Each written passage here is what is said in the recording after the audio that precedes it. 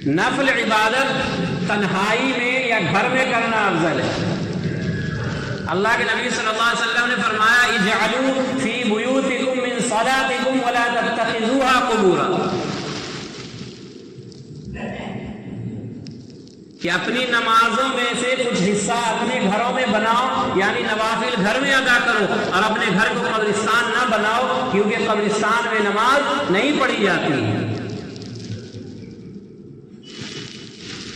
شب برات کے اندر کوئی عبادت کا خاص طریقہ مقرر نہیں ہے، آدمی جو چاہے ذکر و اذکار کر سکتا ہے، نفل نماز پڑھ سکتا ہے، صلاۃ التسبیح وغیرہ کوئی بھی عبادت کی جا سکتی ہے، اپنی ہمت اور طاقت کے مطابق عبادت کرنی چاہیے۔ اتنا بیدار رہنا صحیح نہیں ہے کہ آدمی بیمار ہو جائے۔ اب آدمی پوری رات جاگ لیا، بیدار ہو گیا، جاگا رہا۔ بعض آدمی تو صرف جاگنے کو اس رات کی حیثیت اور فضیلت مانتے ہیں کہ صرف رات میں جاگنا ہے، چاہے گپ شپ لڑا کر، چاہے باتیں کر کے، جس طرح ہو وقت گزارنا ہے، شب گزاری کرنی ہے، شب بیداری کرنی ہے۔ تو اتنا بیدار رہنا صحیح نہیں ہے کہ آدمی بیمار ہو جائے۔ فرض نماز کا پورے سال اہتمام کرنا چاہیے اور اہتمام کیا جائے۔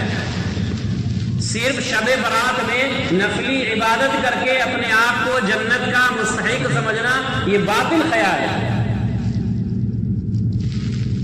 حالانکہ اللہ تبارک تعالیٰ مختار کل ہے، قادر مطلق ہے، جسے چاہے معاف کر دے۔ بعض حضرات یہ کہتے ہیں کہ اس رات میں ایک خاص طریقے سے 2 رکعت نماز پڑھ لی جائے تو جتنی نمازیں قضا ہو گئی ہیں وہ سب معاف ہو جائیں گے۔ یہ سب باطل خیال ہے، بے بنیاد ہے اور بے اصول ہے کہ آدمی ایک رات میں 2 رکعت نماز پڑھ لے اور جتنی نمازیں قضا معاف ہو جائے۔ یہ سینس آدمی کا کہتا ہے، عقل کیا کہتی ہے؟ سنی سنائی بات، رسم پر چلنے کی، رواج پر چلنے کی ہماری عادت بن گئی ہے کہ پہلے ہمارے آباء و اجداد ایسے ہی کرتے تھے کہ 2 رکعت نماز پڑھ لیا، ساری نمازیں ان کی قضا جو تھی وہ معاف ہو جاتی تھی۔ اس رات میں فضول گپ شپ کر کے شب بیداری کرنا، گلیوں چوراہوں اور ہوٹلوں پر جا کر وقت گزارنا، یہ بالکل بے سود ہے، بے فائدہ ہے، بلکہ نیکی برباد، گناہ لازم کا حصہ ہے کہ آپ تو نیکی کمانے کے لیے آئے لیکن اپنے سر پر گناہوں